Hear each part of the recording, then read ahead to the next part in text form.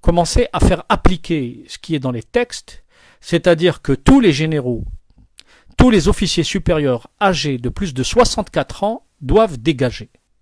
Pourquoi? Parce qu'il y a une première rupture générationnelle qui doit avoir lieu. Il n'est plus possible aujourd'hui que l'armée algérienne soit dirigée par des gens de 80, 78 ans, 77 ans, 76 ans, etc. Il n'est plus possible.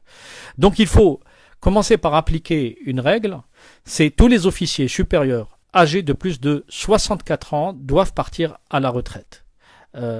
Ça, c'est une première demande qui doit concerner l'armée et pas seulement Gaïd Salah. Parce que Gaïd Salah, il y a quelqu'un qui dit je bloque sur Gaïd Salah. Je ne bloque pas sur Gaïd Salah, mais ou à la limite, si j'avais bloqué sur Gaïd Salah, j'ai le droit de bloquer sur Gaïd Salah parce que figurez-vous que Gaïd Salah, c'est l'incarnation de ce qu'il y a de pire dans l'armée algérienne. Maintenant, si certains ne sont pas gênés à garder dans un processus dit révolutionnaire ce qu'il y a de pire dans l'armée algérienne, c'est-à-dire un incompétent et un voleur et en plus quelqu'un qui est un ennemi de la démocratie et en plus quelqu'un qui est atteint par la limite d'âge, je ne vois pas ce qu'il y aurait de révolutionnaire dans le processus. Soit c'est une révolution, soit c'est pas une révolution. Si c'est une révolution, il faut opérer plusieurs types de ruptures.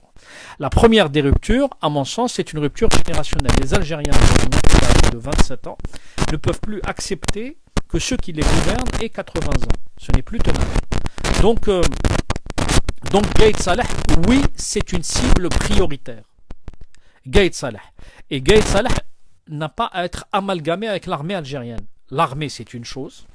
L'armée que nous devons respecter. Il y a dans cette armée des gens compétents. Il faut justement leur permettre d'émerger. Imaginez-vous qu'il y a des gens de 56 ans, de 58 ans qui ont été envoyés à la retraite. Il y a des gens de 55 ans qui ont été envoyés à la retraite. Alors que ce sont des universitaires. Ce sont des gens qui sont formés et pour certains et pour beaucoup d'entre eux plutôt honnêtes. Donc comment vous pouvez imaginer ne pas considérer que le fait de rajeunir est un élément à la fois psychologique et symbolique extrêmement important. Donc la première des choses, c'est d'opérer une rupture générationnelle, c'est de dire que l'armée algérienne ne peut pas, l'Algérie est devenue la risée de la planète, il n'y a pas une armée, même en Corée du Nord, je ne crois pas que les généraux aient 80 ans aujourd'hui. Donc il n'y a pas une armée au monde où les généraux ont 80 ans ou 75 ans ou 78 ans. À cet âge-là, on est retraité. Ensuite, le deuxième point à opérer, la deuxième revendication me semble-t-il, la deuxième rupture, c'est une rupture avec le régime militaire. C'est-à-dire l'armée aujourd'hui n'a plus à s'immiscer dans la chose politique. Donc il y a deux choses, c'est dire Gaïd Salah dégage, mais aussi avant qu'il dégage, Gaïd Salah tais-toi. Et le remplaçant de Gaïd Salah, c'est-à-dire le prochain futur chef d'état-major, il doit se taire, il ne doit pas se mêler de politique. On veut un État civil. Je pense que tous les Algériens sont d'accord sur ce point. Donc la deuxième rupture, c'est la construction d'un État civil.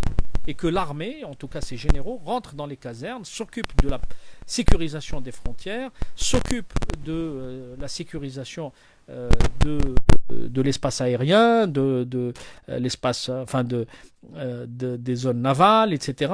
Mais que ces généraux ne s'occupent plus de politique. Ce n'est plus de leur ressort. La troisième chose, à mon sens, c'est très vite de déclarer d'autorité.